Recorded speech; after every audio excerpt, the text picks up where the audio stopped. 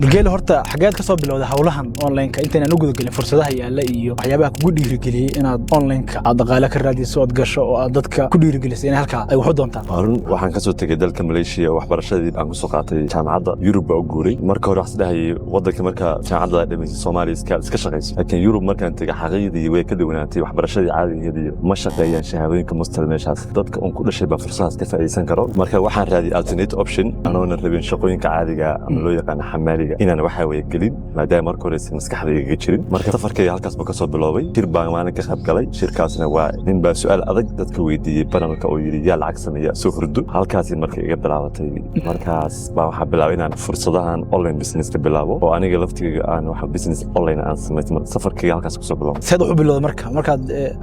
kulan kaas ka qayb gashay dabcan waxa uu ku ahaa dhiirigelin iyo inaad wax soo saarto halkeed marka wax ka bilowdo qaabkeed wax bilowdo waa sax kulankaas wixii ahaa wake up call oo qof kasta marbu helaa fariinta oo wake up noqoto waxa xasuustaa maalintaas inaan guriga imaaday oo aan google-ka wax badan galiyay how to make money on online aan wax badan baaray xilliyadii waxa iska ahayd corona uu bilaaban rabay marka waxa u horeysay aan ka bilaabay waxa ahayd inaan sameeyo YouTube channel at least dhalinyarada information online business technology aan ku ficnaa in dhalinyarada aan uga sheekeeyo wax business markaas ma ahayn sidoo kale blog baa lahaay oo Soomaali aan ku soo qori jirnay articles ama maqaalo waxa loo aad u tiro badan markaas bay igu dhalatay marka inaan business caadiga aan u guuro waayo baahida taagneed oo xirfadaha dhalinyarada ugu waaweynaysan xirfado lahayn ama skills lahayn fursadaas marka aan ka faa'iideystay xirfado badan online aan qaatay baan wixii free ah waxaan soo geliyay tutorials kadib bay noqotay marka inaan sameeyo school Soomaalida wax ku bartaan muddo inta la bay kugu qaatay adii marka hawsha bilowday oo dakhli aad ka hesho online wallahi waqti dheer bay igu qaadatay wax xasuustaa markaan joogay Belgium dawladda halka degan meel ba iska fadhiya laga ma yeeli marka jirto maad ama ina xamaal aada ama ina school aada dawladdu way meel ku ogtahay laakiin lacagta ciyaarta marka lagu siinayo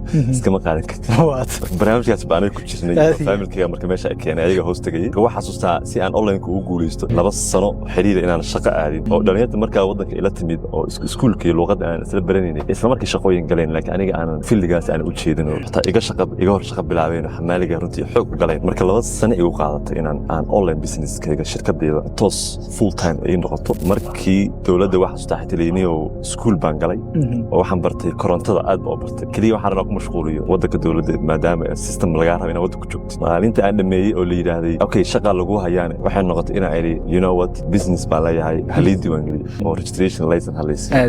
marka adiga 2 sano igu qaatay inaan business sax ka sameeyo oo shirkadda diiwaan gelin